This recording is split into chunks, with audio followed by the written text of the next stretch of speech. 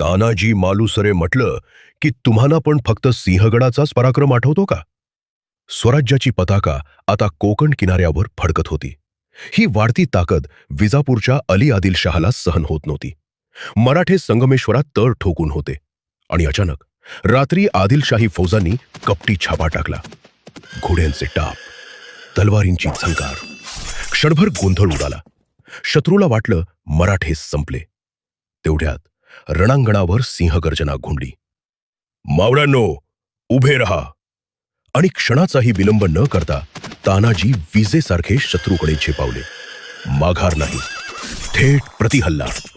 रक्तानं माती लाल झाली. आदिलशाही फौज कोसळू लागली. पहाट फुकली तेव्हा संगमेश्वर शांत होता, पण शत्रूच्या छातीत भीती जिवंत होती. त्या रात्री सिद्ध झालं, स्वराज्याची जी ज्योत महाराजांनी पेटवली होती तीच आता ज्वाला बनून तानाजींसारख्या सिंहांनी रणांगणात धगधगती ठेवली होती.